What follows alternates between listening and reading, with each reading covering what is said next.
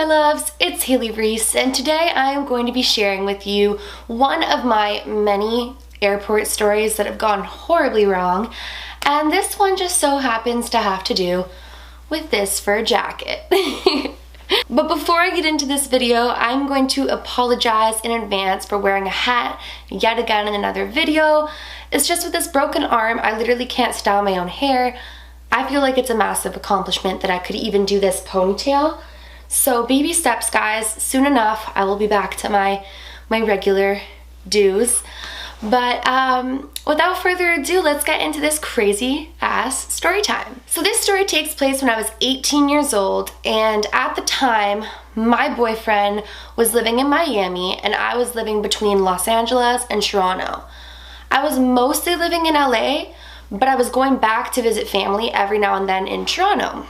So this was one of the times that I had went back to visit my family in Toronto, and I was gonna be going back to LA, but because we were doing distance, I figured the flight to Miami is a shorter distance, so I'll fly to Miami, visit him for a few weeks, and then fly from there to LA. I had just bought this fur coat.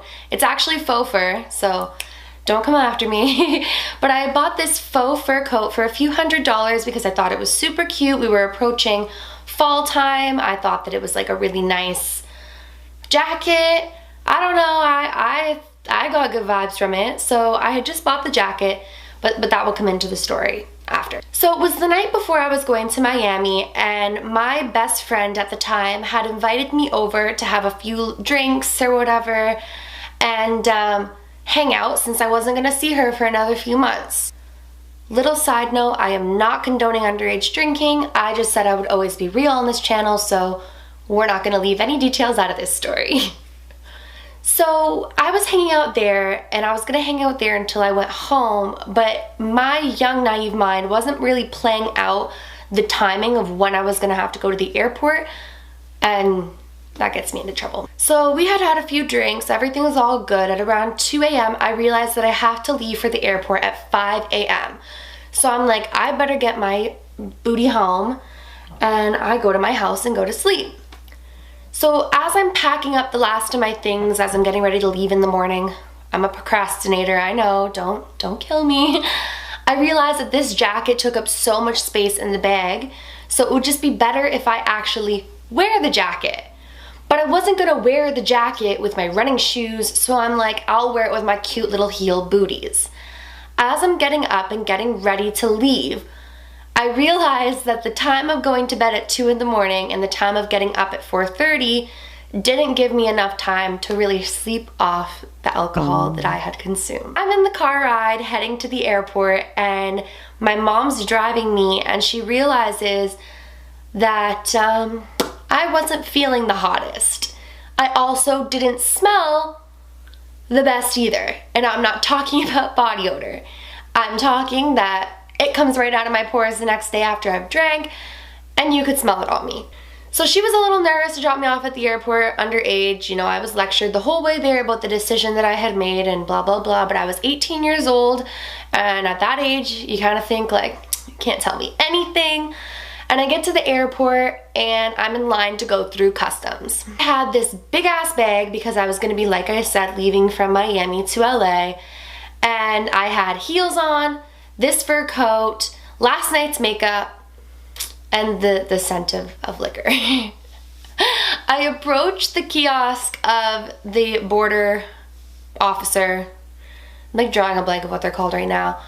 But I could tell right away that he did not want to be working at 5 in the morning and dealing with people, and that he may or may not be one of those that like to abuse the power that they have been given.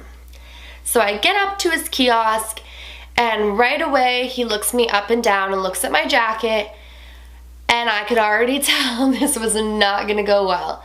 And he says to me, "Where are you going?" I said, "Miami." And he says, "And what is it that you're doing there?" And I said, "I'm going to see my boyfriend." Right away, I guess this was a trigger, because I guess what he's eventually going to insinuate I am, use the excuse of boyfriends. But I like genuinely was going to see my boyfriend. So whatever. But he says to me, "This boyfriend of yours, how long have you been together?" And at the time, ooh, it was a few years. I'm not gonna do the math right now. But I was like, we've been together a few years. And he was like, really? And I'm like, yeah. He goes, has your family met this boyfriend? And I'm like, yeah. He says, has his family met you? And I'm like, yeah. He goes, do they like each other? And I'm like, yeah.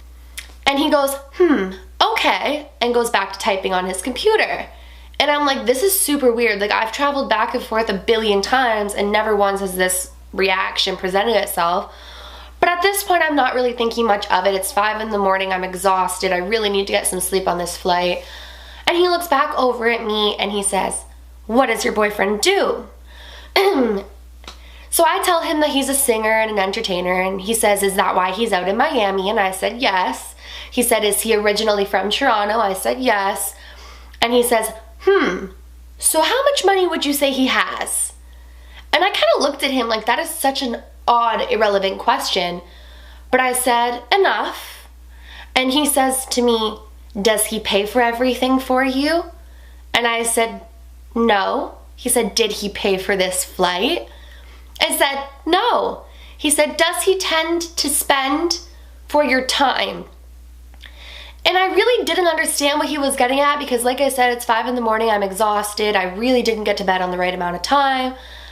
And he says to me, so who paid for this flight? And I said, I did. And he goes back to typing on his little computer, and I'm like, hey, this is getting super weird. Like, people around me are going past, they're getting in, everything's like moving smoothly except for right here, nothing is moving, I'm being interrogated. And so he looks back up from his kiosk and he says, how often do you go to Miami? And I said, you know, we do long distance, so I try to go every 2 weeks or so, and sometimes he comes out to me and blah, blah, blah. And at this point, I'm starting to feel very, very uncomfortable because I'm starting to pick up on what it is that he may be insinuating, and it is making me feel super weird. So he looks over to me and he says to me something along the lines of with his business. And at this point, I'm irritated, and I replied saying, his business and contract terms are none of my business. And he's like, what do you mean his business is none of your business? And I said, it's really none of my concern, the logistics and the factors of his contract. That's none of my business. I am just with him. And he looks back down and then starts to attack not only just the relationship, but me. Where do you make your money? What do you do? Like, etc., etc. And finally, I look at him and I said, I just graduated high school. And it was almost as if that triggered something in his head, like, oh shit, like, I'm interrogating a young girl. Like, I'm not really thinking through, like, the things that I'm insinuating. And then he kind of, his whole demeanor changed, and he looks at me and he's like, oh, really? And I said, yeah. I said, I turned 18 and I just graduated high school.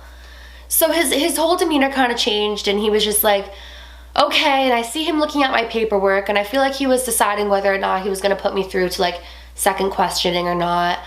And he just looks down and for a good 5 minutes doesn't say much, and I'm like, my heart's racing. I don't deal with things like this well. I knew that I hadn't done anything wrong, but it was the fact that he was kind of going for it. Oh my goodness, I forgot the best detail, guys. I had lost my voice. I had lost my voice. So I'm there at the airport, and when I get up to the kiosk, I'm answering like this. Like, my voice was like pure raspy. I had lost my voice from lack of sleep and dehydration and like many, many factors. So yeah, I forgot to mention that. But anyways, after these interrogations, he looks up at me and he says, so your boyfriend's basically Justin Bieber. And at this point, I am so fed up, and I said, pretty much. And he passes me my paperwork and goes, safe travels.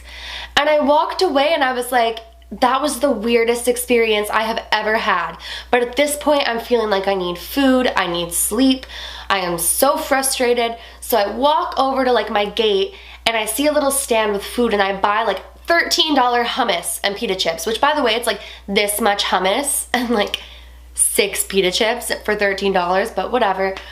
And I get over to my gate and I drop it all over the floor. And at this point, I'm like, I'm about ready to cancel my trip. Like, this is just not my day. Things are just not going the way they should be. And this man, about 10 minutes later, comes over with a new hummus and says, "You look like you're having a bad day. I think you could have a new hummus." And I looked at him and I was like, "You have no idea. Thank you so much." So I ate my hummus.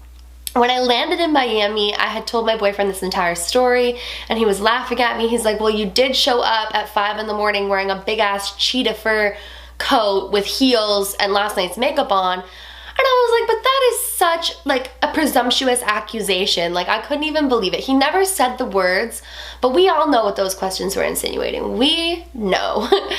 So needless to say, this is honestly the first time since then that I have worn this jacket. I've retired it. I don't care that I spent a ton of money on it. I feel like it gives people the wrong impression and the wrong idea. And every time I look at it, I half laugh and half think of the trouble that it got me into. So that was just like an absolutely crazy experience. I have so many crazy airport experiences because I live in airports in different cities. So if you guys are interested in hearing some more of the crazy things I've gotten myself into at airports, go ahead and leave a comment below and let me know, because I have like stories on deck over that. That is the end of today's story time video. I hope that you enjoyed the trouble that I got myself into and can learn from my mistakes. It was definitely just an awful situation overall that I got myself into. And I mean, when you're 18, you live, you learn, you make mistakes, it happens. I mean, no harm, no foul. I'm here, I survived, I know the truth, I know what I am and what I'm not. Thank you guys so much for watching this video. If you enjoyed it, go ahead and hit that subscribe button and give this video a thumbs up. Like I always say, I would really, really appreciate it if you do. And I will see you guys in my next video. Remember, my loves, do all things with kindness. And until next time, love you.